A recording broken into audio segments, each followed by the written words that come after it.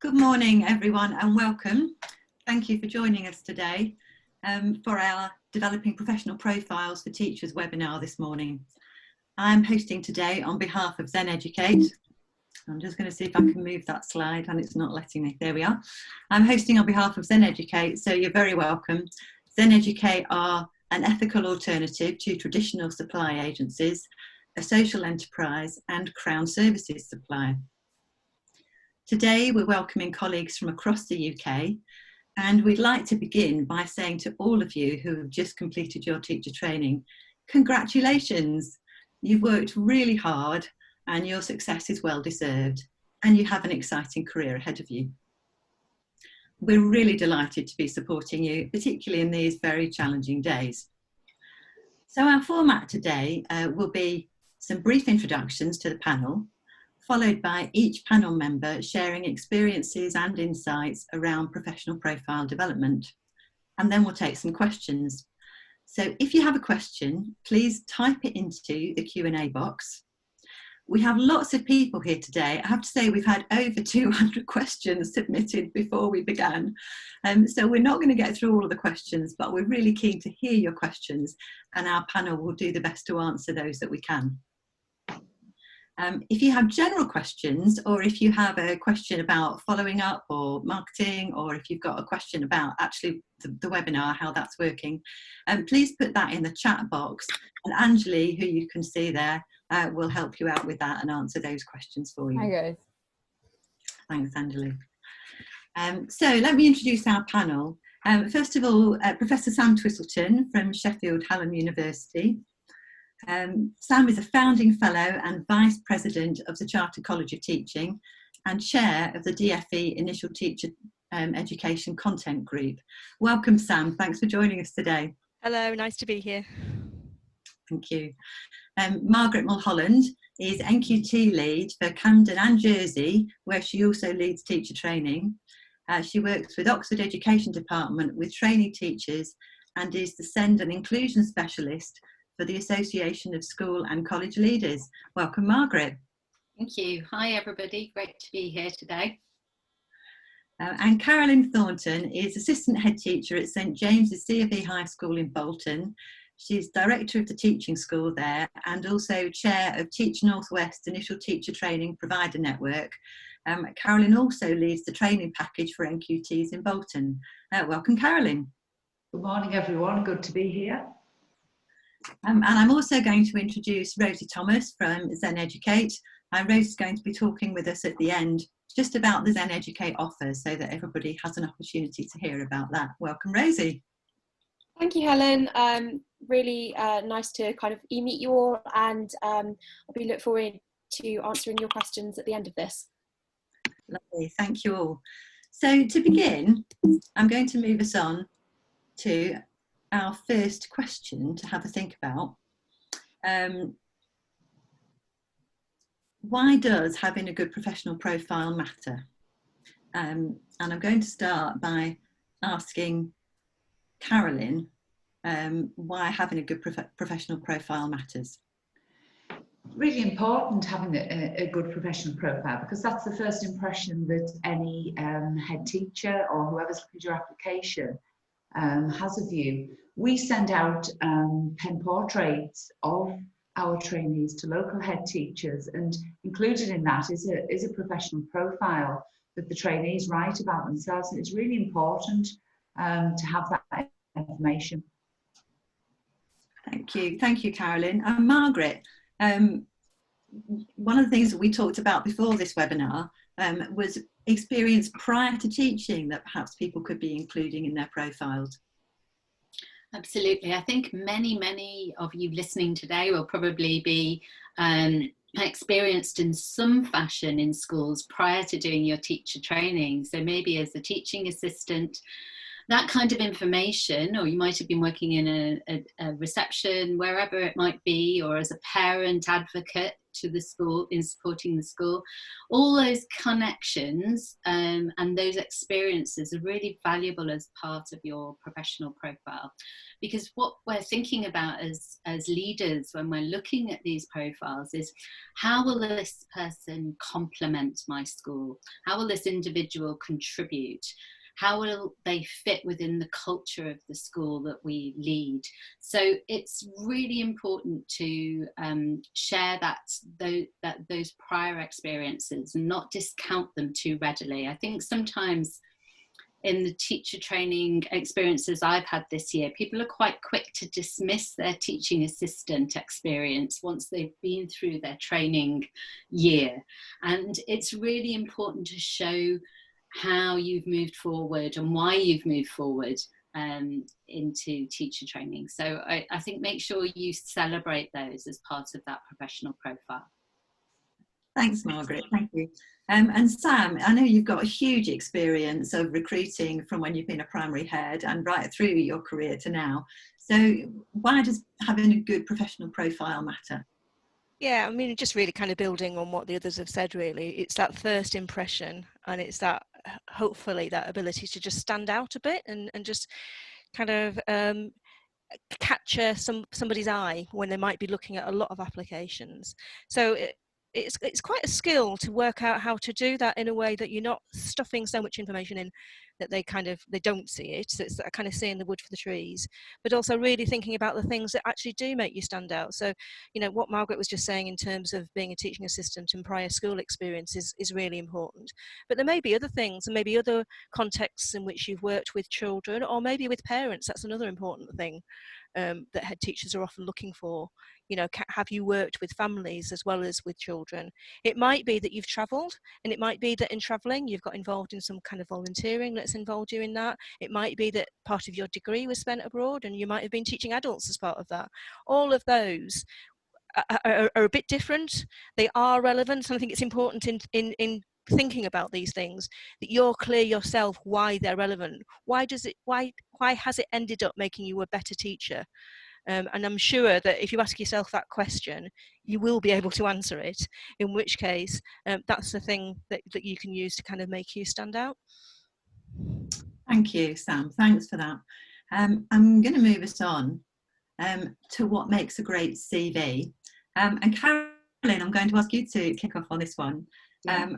We've got a few slides with some pointers for people, and if colleagues who are watching, please feel free to take photos if you want of the slides, but we will make the slides available to you as well.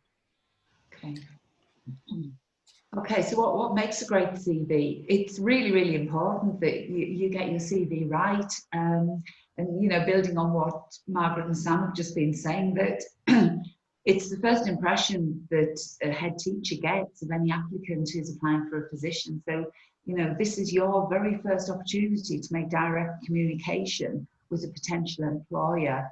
And it has to be concise, but at the same time, it has to be relevant. And it takes a little bit of mastering getting the CV right, so that, you know, you're looking at the job description that you're going for and you're including the information that's actually relevant to that job, to make that employer think, yeah, that's the person I want to come and work in my school.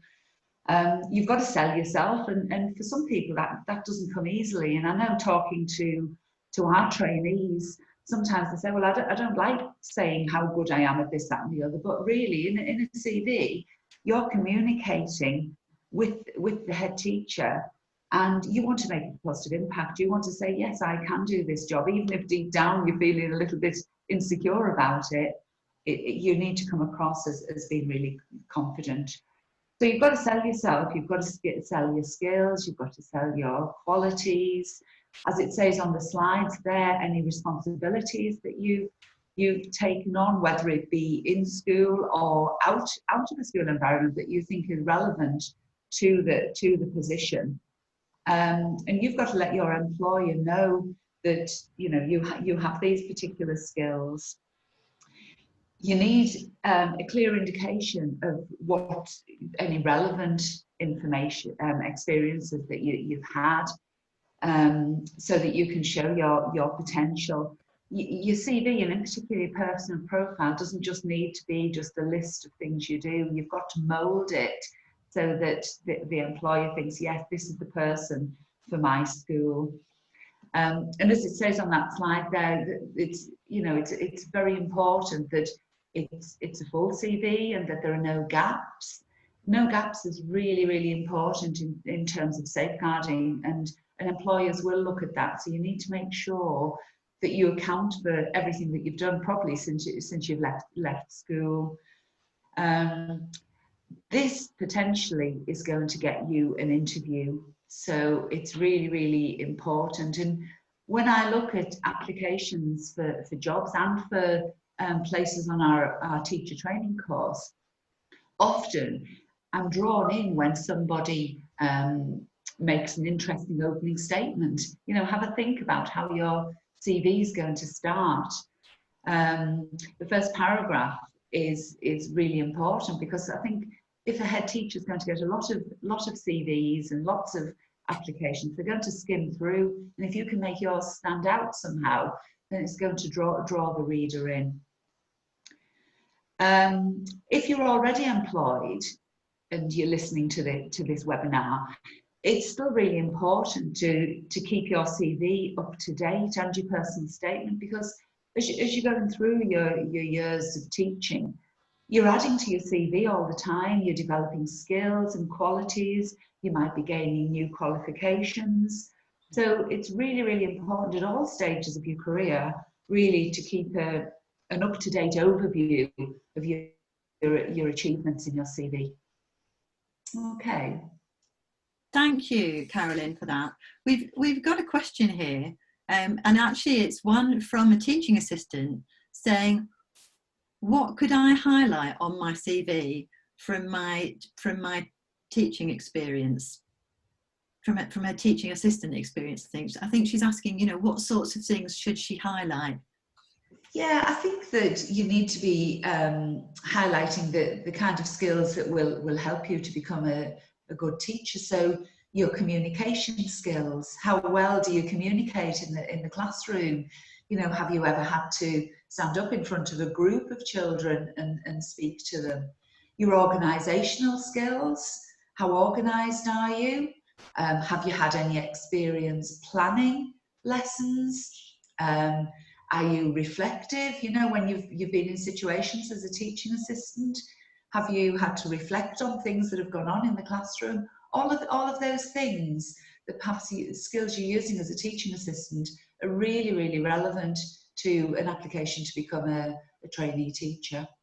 Okay, that's lovely. So thinking about which skills are transferable actually into the role, and how you absolutely.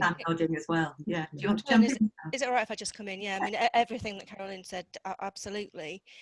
Something else that I have often found, though, particularly with teaching assistants coming into teacher training, what they have, which the others sort of struggle to catch up with, is a real insight into sort of individual children, particularly if you've been in a role where you have had to work sort of intensively with a child, or sometimes a small group of children. You have insights into their thinking and their, you know, the barriers to their learning, as well as the things that kind of motivate them, which I think are really valuable. I mean, the trick then is to think, well, how do I take those insights into the whole class teacher sort of situation? And through your teacher training, you'll have learned how to do that. But I think what another thing I find is that people who've been teaching assistants sometimes take that knowledge that they have, which is so tremendous, for granted. They don't realise that not everybody kind of has it and understands how individual children work. And you know, you have, if you're working at the elbow of a child over a period of time, you get much more opportunity to really get on the inside of their thinking in a way it's much harder to do if you're kind of thinking about the whole class all the time. So I would certainly make something of that if that is something you do feel you've got experience of. That's really helpful. Thank you, Sam. Thank you. And thank you, Carolyn, as well. That's really helpful. Margaret, I'm going to move us on to the next question. Sometimes we see applications and people tell us where they've been and perhaps what they did. But the question really is, how do you evidence the impact that you're making in your teaching? Yeah, that's a really important point, isn't it? It's about not telling your story, not the chronology, the pathway.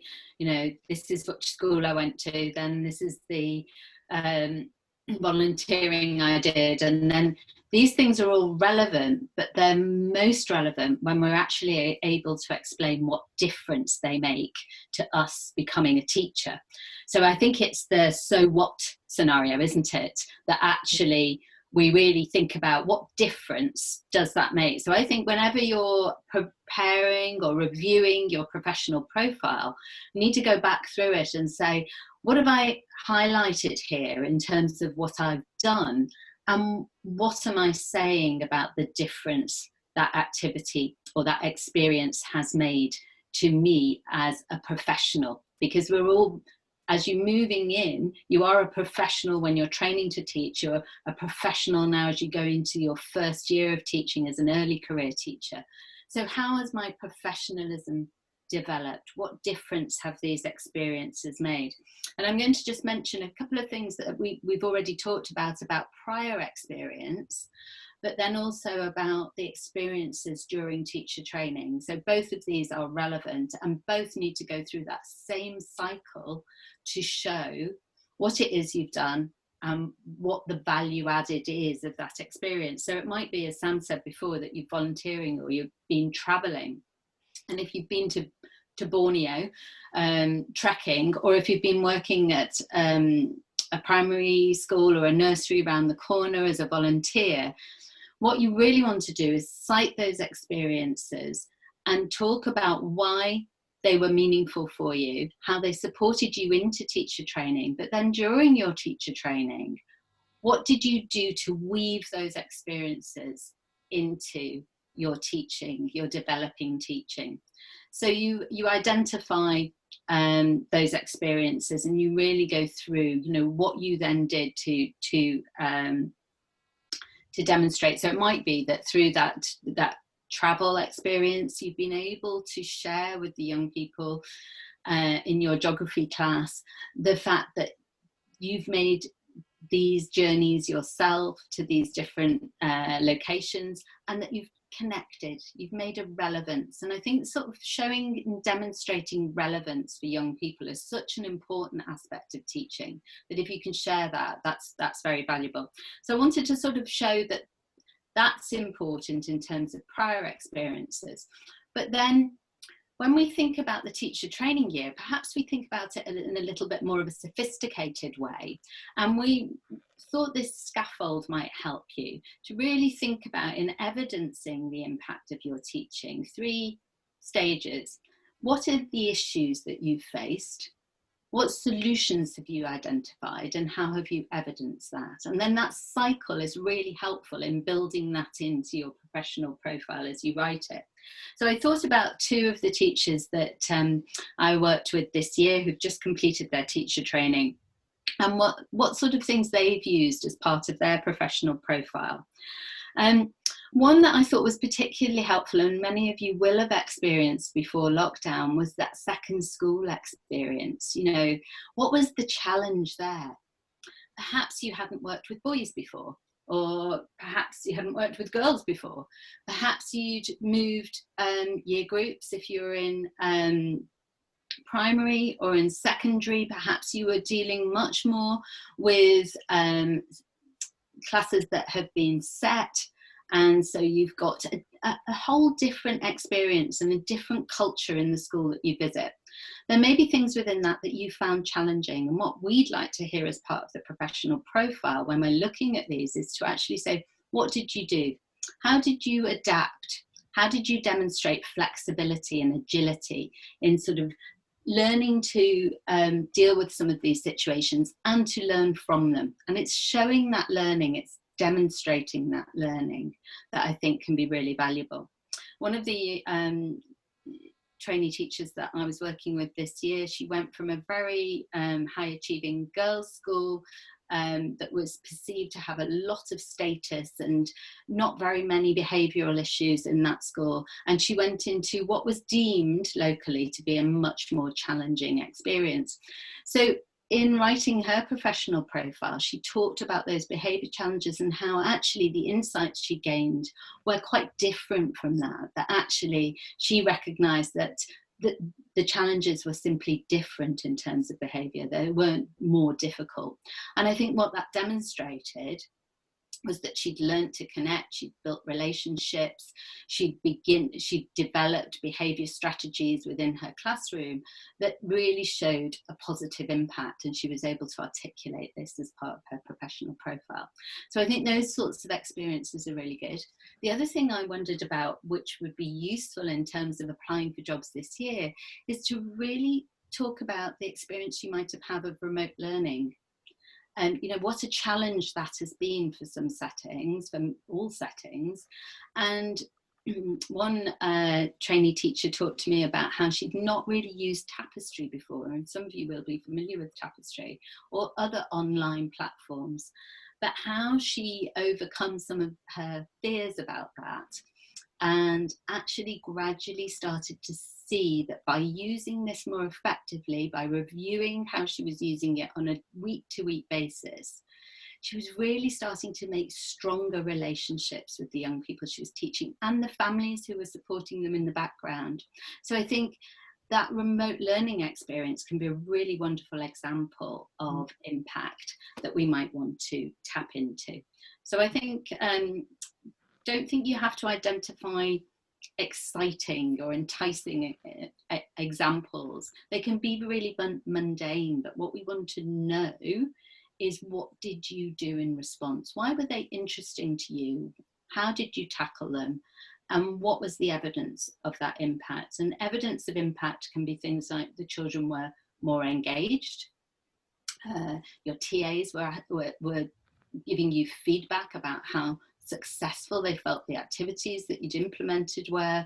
It might be that you were working more effectively with colleagues. So again, impact is nuanced and very, very flexible and different. So really tell your story, but use that cycle and that scaffold to describe those experiences. So each and every experience shows an added value to that school and that classroom.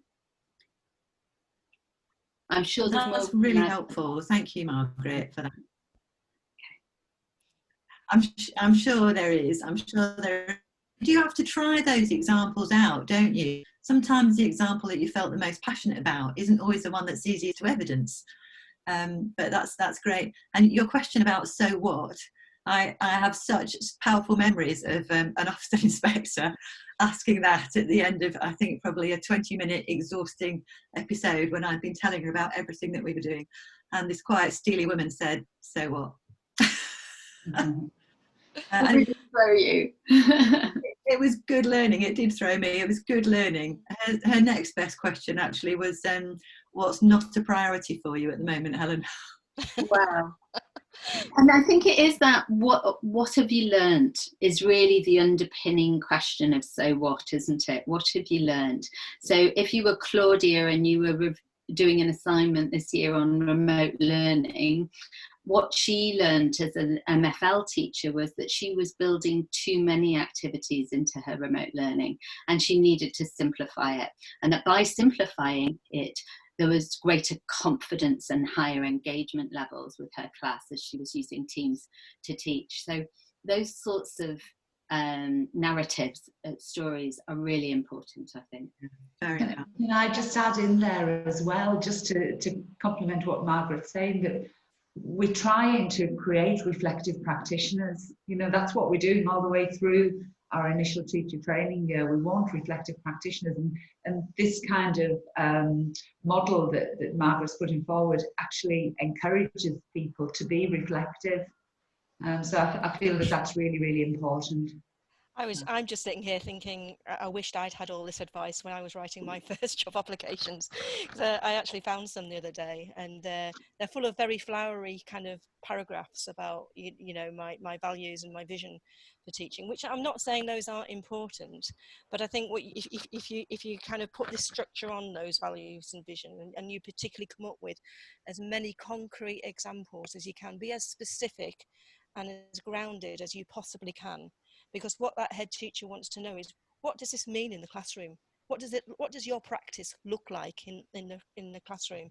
So that learning that you're talking about, you know, that you'd done too many activities and therefore you needed to be much more focused and simplified. What does that now mean in terms of your practice? You know, can you give me an example?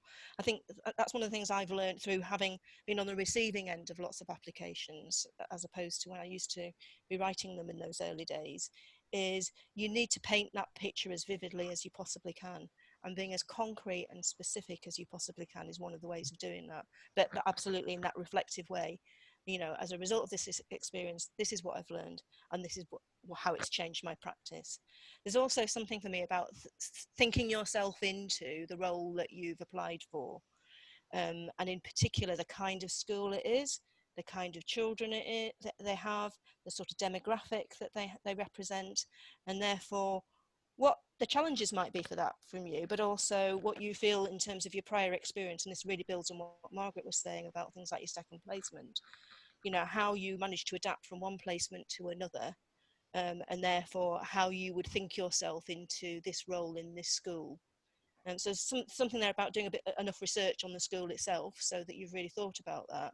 Then also just actually imagining yourself in those first few weeks in a classroom, what experience you would draw on previously from your previous experience that would help you in that role, and then try and get that reflected somehow in your CV, and even more so if you get to interview and the way you talk about your practice. Yeah, can I jump back in there? Because I think that what Sam's saying is so vital.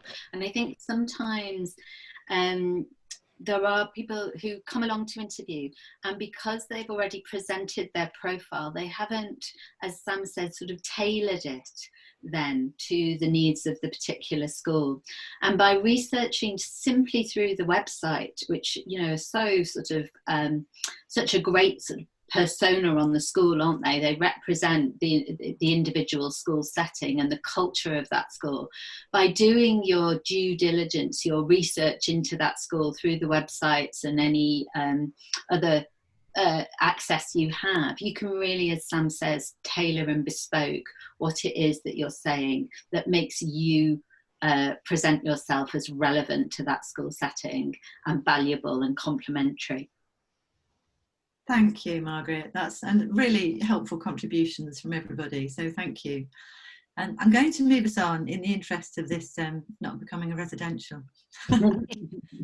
Sorry, I've just gone one too far there. Oh, going the wrong way. Yeah, I'm going the wrong way. There we are. And I'm just going to ask Sam, because I know that you're really passionate about this and it's something that you've been working on for a long time. So we did want to give you some time to talk about the new early career framework, what it is, how it can help, and where colleagues on the call today will be able to find out more. Great. And this is the first time I've noticed that typo in that first bullet point, so sorry about that. What it is... Oh, sorry. Yeah. Hopefully most people will recognise what it's meant to say.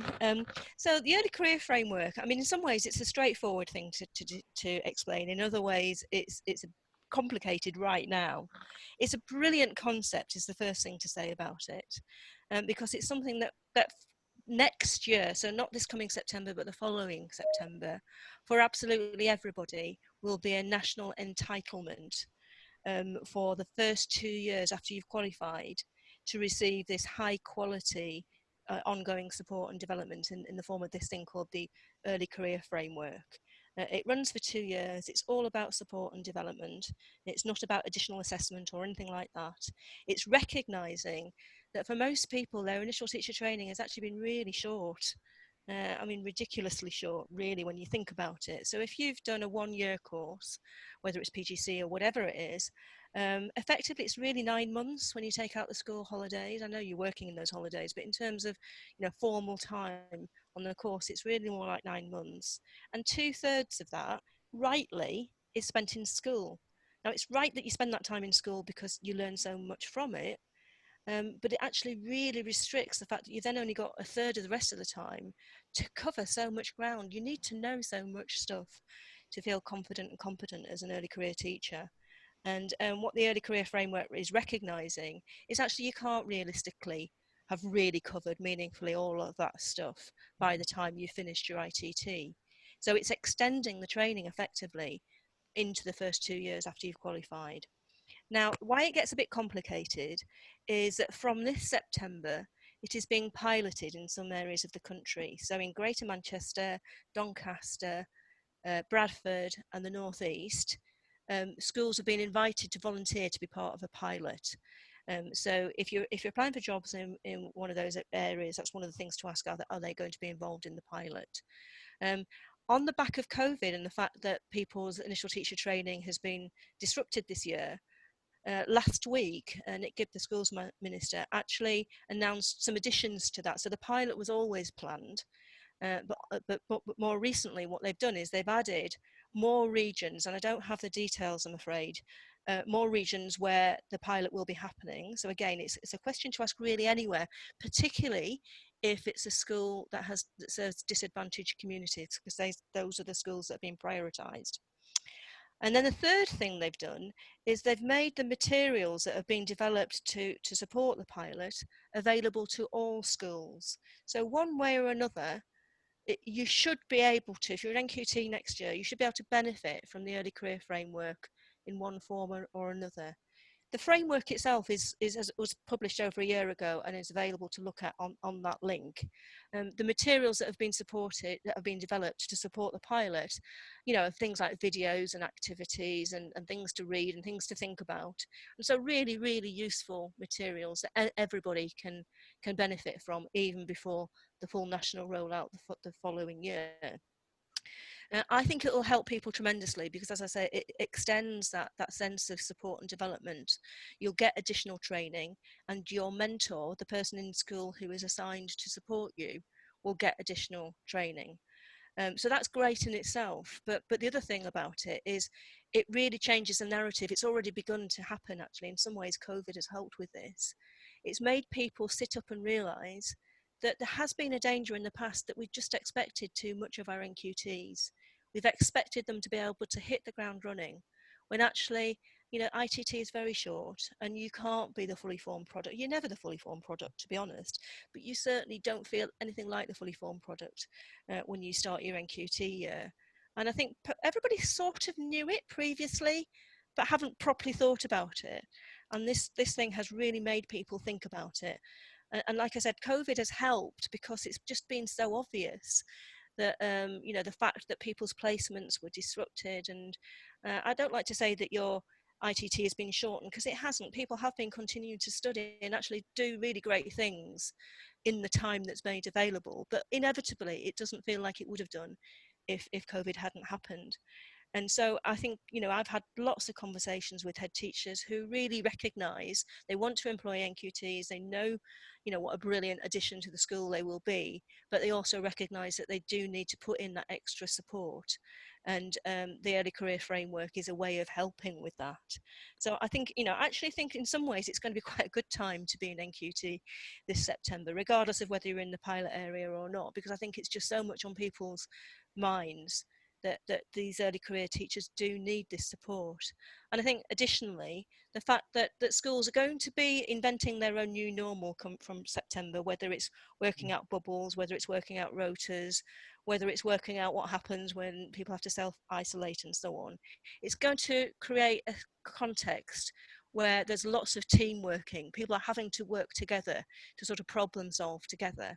And I think an NQT coming in with that sort of spirit of inquiry and that spirit of reflection that Caroline was talking about is going to be a really great addition to that context and will be welcomed with open arms. And actually, I think you'll feel like you're part of something new and a bit different. And yes, it's bound to be scary, but actually I think it'll be quite energising as well. So I'm actually feeling very positive about next year for newly qualified teachers. Ironically, I think the early career framework is part of it. But I think it's part of that bigger picture, really, that everybody's recognising new teachers need support, they need development, they need people to really think carefully about their needs.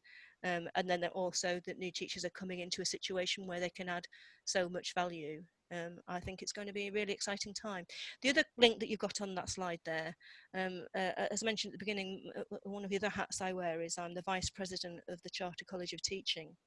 And if you haven't joined, you really should. It's a brilliant organisation for all teachers, whatever stage of their career. It's actually free if you're still a trainee, and it's discounted if you're a newly qualified teacher. But there's even more reason to join if you are a newly qualified teacher, because they have very rapidly and brilliantly developed this early career hub, which is where they gather together a whole range of resources, absolutely brilliant resources that I would have just loved when I was an NQT, that really practical help to help you think about your practice when you start in September. There's videos, there's things to read, there's activities and so on. And then alongside that, I hadn't actually even seen it yet because I haven't got my own copy, but just last week they published an early career handbook. So it's like a physical thing that you can hold in your hand, which sort of complements the hub.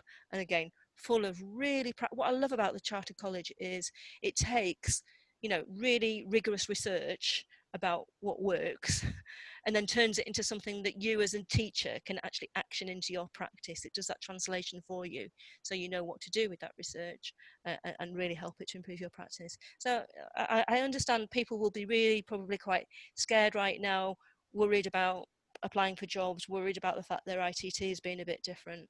But you know, my message to you is feel optimistic, because the profession really needs you, and it knows it needs you, and therefore it will be welcoming you with open arms, and it will be supporting you. Thank you so much, Sam. And it is a very exciting time, and I know that you've worked really hard on this for a really long time. So September is, you know, a really fantastic opportunity for us to see this actually come into fruition, which I know that you campaigned for and worked Absolutely. for. So that's lovely, and we should say thank you as a profession for all the work that you've done on that, because we will all benefit. So big thanks from all of us to you for that. I'm going to move on to some questions now. Can I just jump in, Helen, and just reiterate something about the membership for the Chartered College that Sam mentioned? Because if we I did check up on this after we spoke last week as a group, and if colleagues sign up this week or next week, they still are eligible for that whole year free, as Sam said. So such a great opportunity, and just wanted to really sort of stress that you need to do it now in order to get that year's free. But because you are still technically in the teacher training year, you will be eligible for that going forward for the year. So that's great, and so just wanted to highlight that for everybody. Really important point, Margaret. I should have spelled that out. Thank you, because yeah, why wouldn't you? It's free. And it's brilliant, and it gives you access to a network of other new teachers all over the country as well. Yes, and I just realised I had next to me last year's yes. handbook thing. So they've got all the articles from here on the website, but as Sam said, they've produced a new one as well. So all those lovely goodies, if you like, are on that early career hub. Great. Sorry, Helen. That's fine. That's fine. I'm going to jump into some questions though, because time is whipping on, and we've got loads of questions, so I'm just going to have to pull out some. And I think I've got 3 that I definitely want to land, and I'm going to start with this one, and I'm going to bring it to you, Margaret, actually, because I think you'll find this interesting. Can you do your NQT year in a Zen school? You absolutely can, which is the great news. Yes, it's a little bit of an urban myth, if you like, that sometimes people do hear during their teacher training that you can't do your NQT year in either an alternative provision or a special needs school, but you absolutely can. The requirements are exactly the same, but often in those settings, we will encourage you as part of your induction year to have some experience in mainstream as well, because it's great practice, it's good practice, but it's not something you have to do. The experience of being in a special setting or in an alternative provision or PRU is a fantastic one, I think, at the beginning of your career. I think in the past we used to feel it might limit people from going into the mainstream teaching afterwards. But I think over recent years, there's a much greater understanding of how learning to deal with some of the very complex issues that some of these young people have is actually you as a practitioner learning to deal with what's really acute, what's really complex, as I say, and then being able to translate that into a mainstream classroom is a real asset. So we've got many stories of young people who've come in and done their NQT year and their RQT year in a special setting and gone into mainstream as a real asset afterwards, or have had a very successful career in special settings and alternative provision. And what's wonderful about having teaching school alliances and hubs across the country now and MATs is that often we have special settings and mainstream schools working very, very closely together. So there's a lot more fluidity between, and that expertise that's developed in both settings is one that we need to keep sharing. So absolutely, don't look at that and think that wouldn't be for me if I've just done an ordinary teacher training year. Explore it, because it could be a hugely beneficial opportunity if you were actually passionate about the challenges and the opportunities, you know, the absolute opportunities of working in those specialist settings. That's very helpful. Thank you, Margaret. That's really helpful. I'm sure a lot of colleagues will be really interested to hear that is now a possibility. I'm going to just look over on the screen here and read this next question, because it's an interesting one, because it is about the kind of difficult issues that we have to deal with sometimes when we're applying for jobs. So it's a little bit of story. In my second school experience, I had to withdraw, and the school weren't very supportive. I had a tough and challenging time there. I chose my own school to redo the second experience, and it went well. But for that period, April to June, I don't know how to mention it on my CV, really.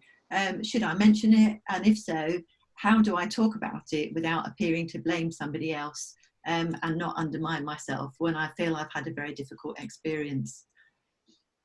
And I'm going to pitch that to Carolyn and Sam in the first instance. I think that my opinion of that one is that yes, you do need to make reference to that in your personal profile, because it goes back to the message that Margaret was giving earlier about it might have been a difficult experience. You can talk about the experience without blaming anybody. And then, you know, what did you do? You were proactive. You took yourself out of that situation. And then you went on to have a really positive experience in another school. So you've kind of worked through that model that Margaret was talking about earlier, in that you've shown that, you know, it wasn't a success. You recognise it wasn't a success. You can perhaps reflect on reasons why it didn't work for you without pointing the finger of blame to anybody. And then you've shown that you've done something proactive about it. And I think that it does need referring to, but I think you have to word it very, very carefully. Okay, what do you think, Sam? Yeah, absolutely, I agree. I mean, you can't ignore it. Tempting though that might be, that would be a much bigger mistake, I think, to ignore it. But as Carolyn said, I mean, I've actually had lots of experience of supervising students who, you know, who failed a placement and then gone on and had a really successful placement in another school. So I know personally, you know, context makes a huge difference. I think it's absolutely right what Carolyn said about not getting into a kind of blame game, because that would set alarm bells ringing. But if there is something, I mean, it depends on the job that you're applying for. But if it's helped you know the kind of school you do want to work in, and that is the kind of school you're applying for, I think you can make a benefit from that.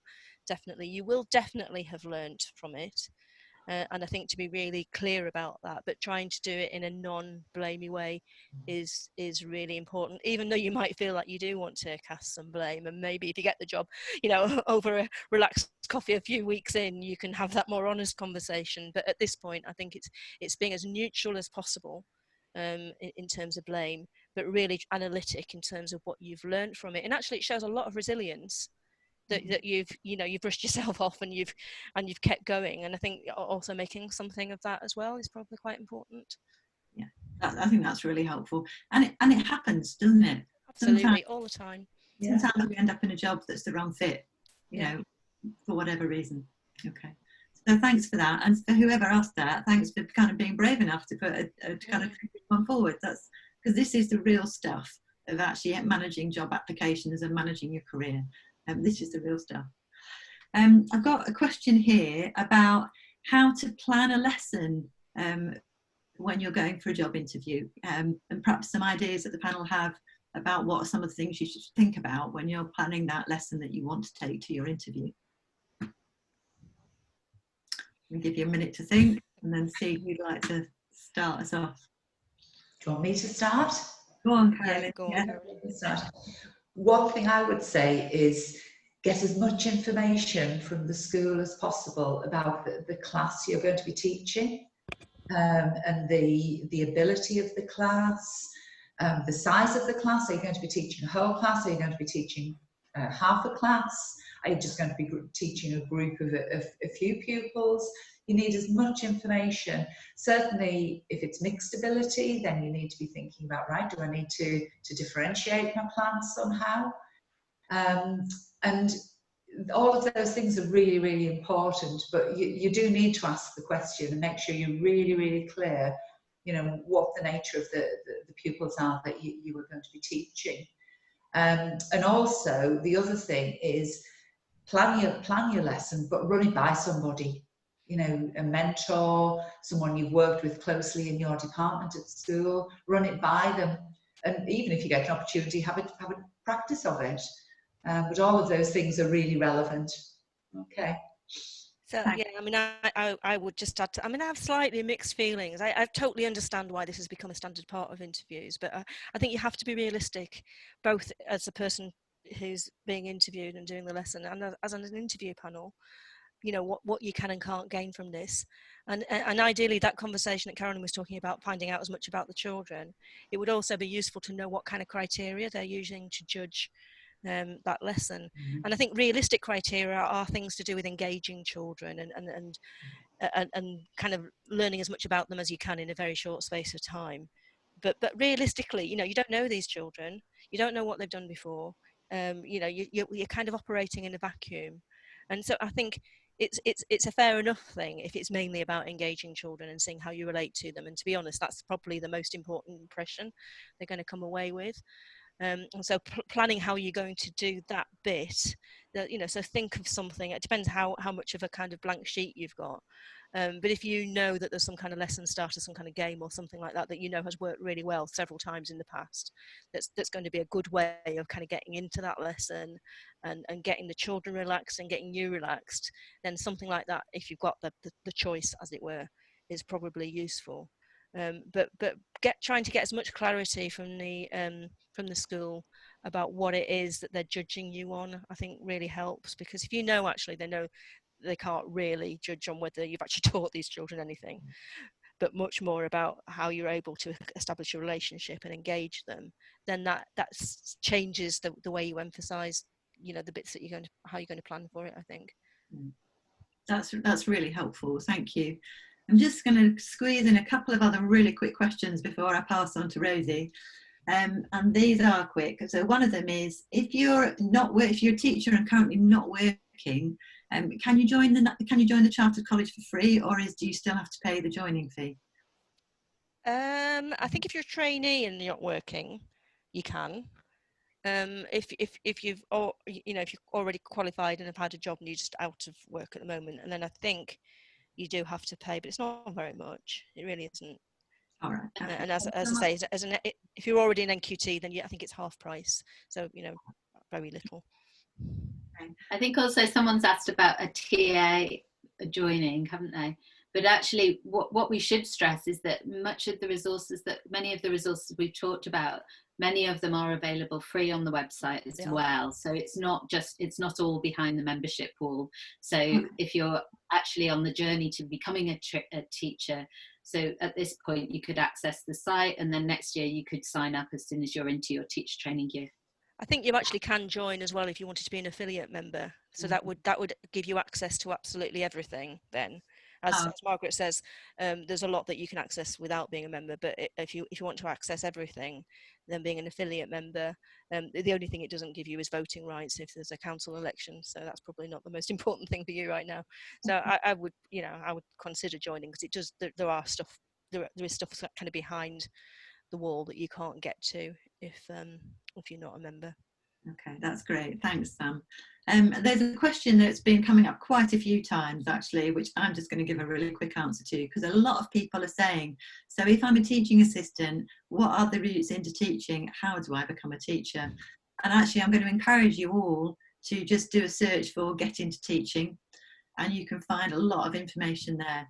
And you can also phone up, you can send emails, they're on Facebook as well. So lots of information about how to find a teacher training provider near you is really accessible if you just do a quick search on Get Into Teaching. Okay, I'm going to close down that panel Q&A time and just pass on to Rosie for the last few minutes of our session this morning. So I'm going to put on that first slide for you, Rosie. There we go. Thank you, Helen.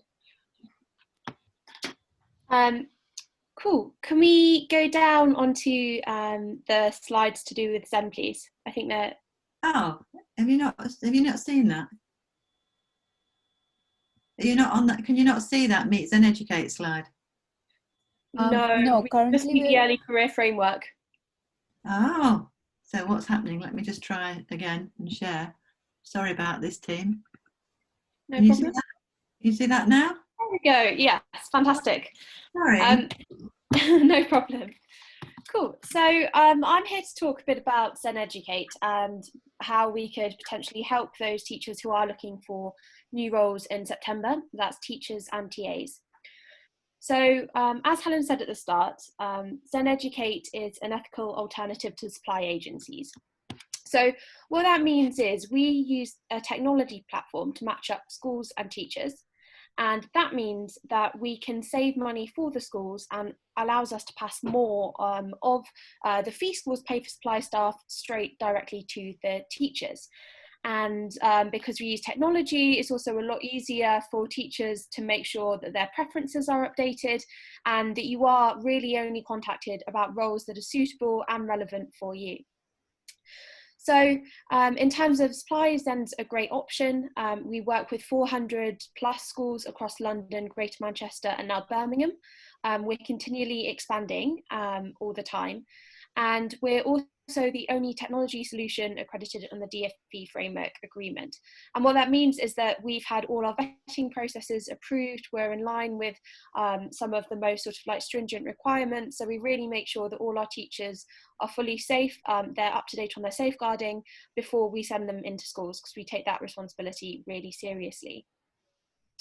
And we've already saved schools over £1 million, which is quite amazing. So that's an awful lot of money which can be put then back into other resources, other teacher salaries, and we think that's really important. So shall we move on to the next slide? Oh, there we are. You got that? So yeah, we have, thank you. So Zen is free to use for teachers and TAs when they sign up. So it's really easy to create an account for us. It takes a few minutes to put in your initial details. And we try to make it as easy as we can for teachers and TAs to work with us. So our booking reminders look a bit like that graphic on the right of the screen there. So they're clear, they're friendly, and tells you everything you need to know about the school before going into it. So at the moment, that includes everything to do with, whether there's parking nearby the school or not if you drive, gives you travel instructions linked up with Google Maps and Citymapper, so that it's fairly accurate and the travel times up to date. We are also putting down details of what schools are doing with regards to COVID. So if there are any social distancing measures, if there is any kind of like other PPE requirements, we're letting you know in advance so you have peace of mind and can also help keep other staff and children safe. So again, this is a reminder that we don't need to take as much pay because we use technology instead of people, and the technology is a lot cheaper to kind of run day to day. It also allows you to set your own work and travel preferences, and you can keep your calendar updated using our app. So I would encourage everybody, if they're curious, to absolutely go ahead and download the app after this session, because it's really easy, as I said, to just have a scroll through and see what we can offer. And then we also know a lot of supply agencies ring people up all hours of the day asking about roles which are not necessarily the most suitable for you. So we make sure we have special contact times, so you can flag when you're working, when you're not, so we're not disturbing you. Great, thanks Helen. We also pride ourselves on the fact that we care more, both about our schools and our teachers. So we have numerous methods to try and get teachers out to the best kind of schools for them. So some of the things we're doing at the moment are sending emails directly to schools, advertising our really outstanding teachers and TAs. So our account managers work with schools and they know what the schools are looking for and where there potentially are gaps, and we're able to flag up our best candidates to proactively try and seek them roles, as well as having roles coming into us and requests from schools. We also offer something called guaranteed supply. So what that means is that if you're interested in doing day-to-day supply for example, 3 days a week for the autumn term, we're able to come to some sort of arrangement where we guarantee at least a portion of your pay for those 3 days set in advance. So you've got a bit more peace of mind about your income. Then regardless of whether you go out to a school or not that day, you will still get some of that pay. So again, helps you with a bit more certainty and allows you to plan around your life. Then finally, something that we're all really excited about is our technology team are currently building additional features to our platform and our app that should increase further equality in hiring decisions. So what this might mean, this has come out of internal discussions we've had over the last few weeks with the Black Lives Matter protests, and I think it's a really important way of kind of ensuring that our teachers are shown to schools in the best light and made sure everybody has real equal opportunities for roles. So, brilliant. Is there one more slide or is that it, I think? And it's just the contact slides. There we go.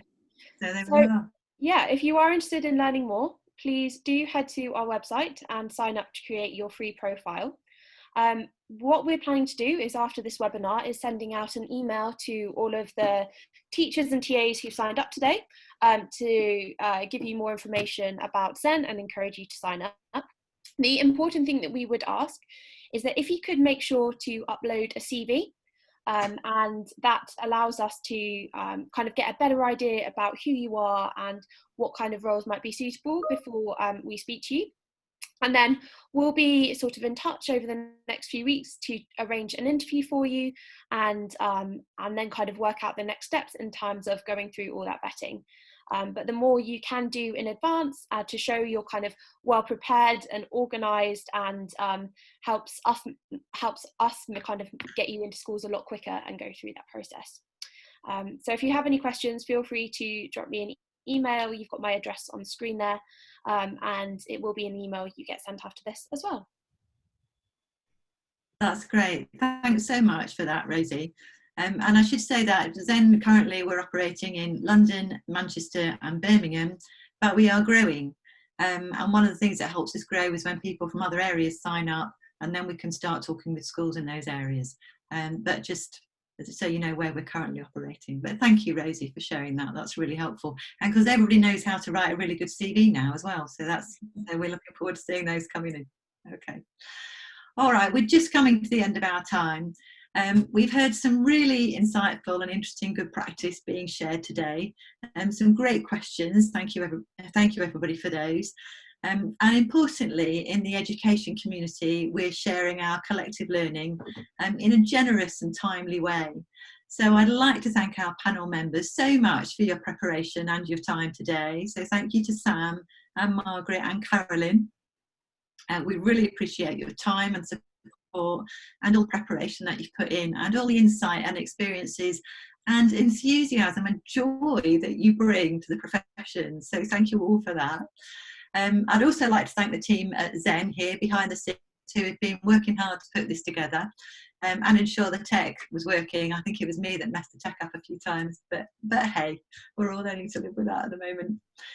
Do follow us on Twitter and Facebook, and do give us your feedback from the webinar. We hope to see you at another and we wish colleagues who are looking for roles for September every success with your endeavours to find new roles and a long and happy teaching career.